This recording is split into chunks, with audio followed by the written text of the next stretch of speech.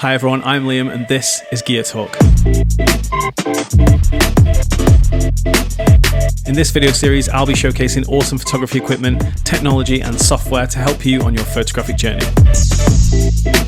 In this episode, we'll be taking a look at Narrative Publish, an amazing desktop app designed to help you create beautiful blog posts quickly and easily, whilst also improving your SEO. So here we are on the homepage of Publish, and you can see a few of my previous blog posts that I created using this app, but we're going to jump in and create a new post. And the first thing you need to do is give your post a name. So I'm going to call this Madeline. That's the name of the model I recently worked with, and this shoot is called Lucid. Next, you're going to select the folder where your photos are stored, and then hit Create Post. Once it's prepared the images, you're going to see this view here, which is where we're going to build our blog post. And you'll see over on the left-hand side, the images from the folder that I selected are all presented in the browser.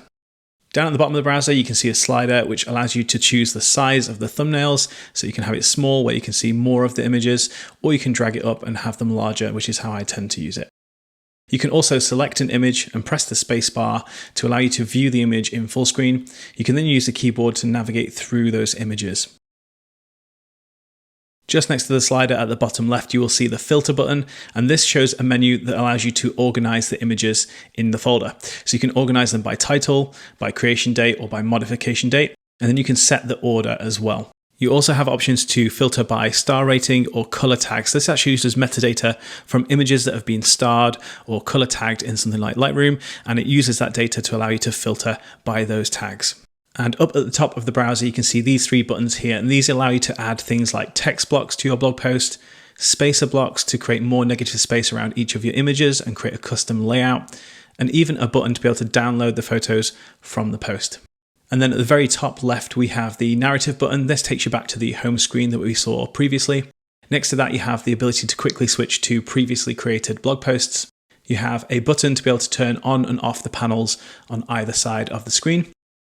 A button to quickly access options for your folder where your images are stored.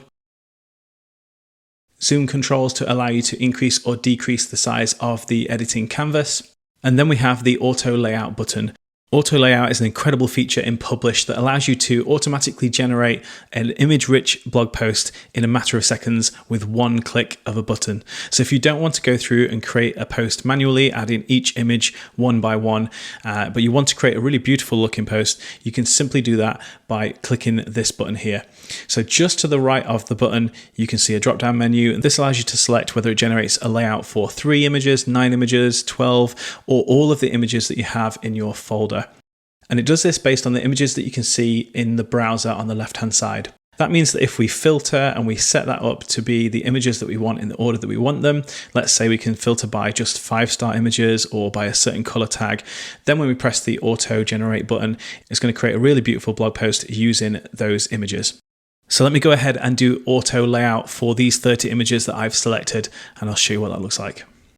There it is. So if I zoom out so you can see this in a little bit more detail, you can see that it's actually added one image up at the top here, followed by 2 images side by side, followed by 1 image, and then 2 images, and so on. So it's a really, really nice layout. It looks really dynamic, and I've basically achieved that with one click of a button. When you add an image to your blog post, it actually grays out in the browser on the left-hand side. So you can see all 30 images that we've added are now grayed out. So you can very quickly see which images you've used, which ones you haven't. So you know you're not going to duplicate an image in a blog post. That brings me on to the panel on the right-hand side, which is where we'll find the SEO tips. SEO stands for Search Engine Optimization. And what it essentially means is allowing a search engine to bring up your website or your page really easily when a client or someone else searches for terms that relate to you. Publish provides really simple SEO tips, so you can ensure that your blog post contains all the metadata needed for your clients to easily find your work. So what you'll see is a little red dot next to each of the titles in this section. This red dot will turn orange when your SEO is good, and then green when your SEO is great. The first section is called Seo Focus Keywords, and just below the box you can see it says add 3 to 5 focus keywords which broadly describe this blog. What Publish will then do is use those focus keywords to understand whether the rest of the metadata is accurate enough to surface these results at the top of a search engine search. So as I begin to type in this top box, you're going to see the red dot next to the title turn orange, and that just lets me know that I'm on my way to having some good SEO, and it'll then go green once I've got to a place where it's good. So I'm going to type in a few keywords that would suit this post. So I'm going to put Sheffield because that's where I'm based. I'm going to put photographer. I'll also put the model's name, Madeline. I'll put portrait and indoor. And now the red dot that was orange when I began to type has turned green to let me know that that section is good. You can also see that the dot next to blog title has turned orange, even though we haven't changed that. And that's simply because it can see that the model's name that I put in the focus keywords already appears in the blog title. So that's a pretty good start, but it's going to let me know that I have 17 characters so far, and that if I add more focus keywords and more characters to my title, then that's going to help it to surface in those search results. And then down at the bottom of this panel, we have the design section. So in here we have padding, which refers to the gap between each of the images in your post. The default is set to 10. You can increase or decrease that. And then also the canvas color. So this allows us to choose the color of the canvas behind the images. Moving on to the Publish tab up here, we have the status of the blog post. So at the moment this isn't published, but we have the option to publish that at the top here. We have our current subscription, our website, and then below that we have options for animation, lightbox, include Pinterest buttons, and Facebook comments. So if we start with animation, let's switch this on, and you can see we get some options for the animation type. We have fade in and slide in. This one is my favorite, or you can have just fade in or just slide in. I tend to prefer fade in and slide in, so I'm going to leave that set as it is. And then we have options to set the speed. You've got slow, medium, and fast. Medium is the default, and that tends to be my preference, so I'm going to leave that set to medium. Essentially what this does is as you scroll through the blog post once it's shared, each image will fade in and slide up from the bottom of the screen. It looks really, really nice. It's very, very slick. So it's one of my favorite features in Publish. And then we have Lightbox. This allows each image in your post to be clicked and viewed in full screen. And then you can use the arrows on the keyboard or on-screen arrows to navigate through each photo in full screen. Again, a really nice option to have. You can have this really nice layout, but then also have the ability to view those images in full screen. And below that, you can turn on include Pinterest buttons, and you can change the size and style of the buttons on the post, and then also turn on Facebook comments and choose the account that that's linked to. Now I'm actually going to select all the images in my blog post and hit backspace because I want to start with a blank canvas. I'm going to show you how to build a blog post manually using the tools that are available. So let me go ahead and add the first image, and all you have to do to do that is drag the photo from the browser on the left hand side into the canvas in the center of the screen. So that's our first photo there. Let's go ahead and add a second photo. So I'm going to choose this one here, drag it across from the browser. Now, as we bring it across the post, you're going to see this blue line appear at the edge of the photo. And this just lets us know where the image is going to be placed. So we can see the blue line on the left-hand side of this image, or above it, to the right of it, or below it.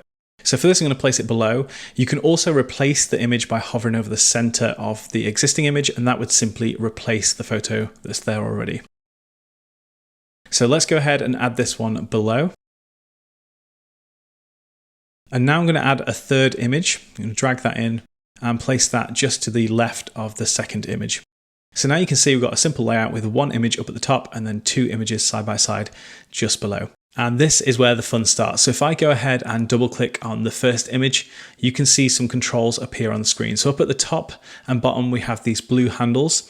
These allow you to change the size of the image container. So if we drag it down, it's going to reduce the height of the container. The width will stay the same because that's going to match the width of your blog post. But if you go ahead and drag it further up, you can see it actually stretches the container further up, again, maintaining the width of your website.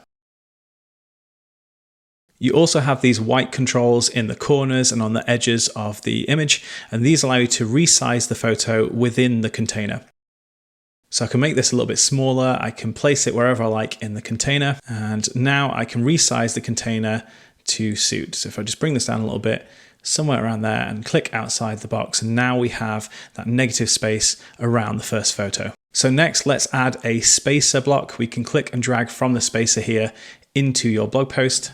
and we can place this either directly below the first photo or above one of the other two photos. So you can see the blue line, which tells you whether it's going to go across the entire width or just across the top or sides of each of the images. So I'm going to place one to the left of the second image, and then let's grab another spacer and I'll place that to the right of the third image, and another one which I'll place in the center. I can then go ahead and double click this third image and resize it within its container. And the second image, and let's just drag that up a little bit. And now we've created a nice dynamic post with these three images.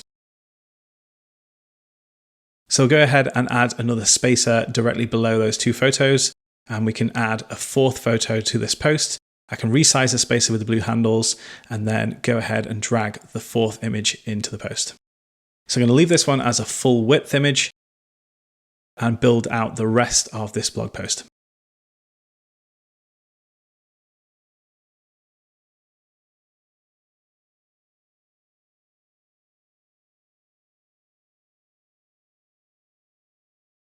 Now that the post is complete, I can go ahead and press the publish button, wait a couple of minutes while it uploads those images and builds out the blog.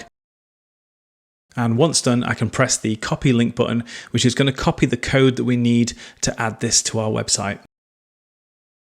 I'm using Squarespace, so I'm going to navigate to the blog on my website, press to add a new post, and then add a block for code.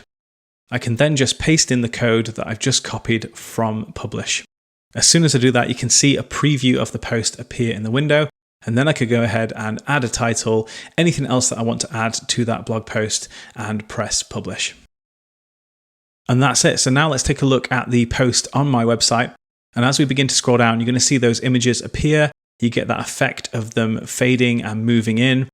And of course, I can click on any of these images and view them in the lightbox.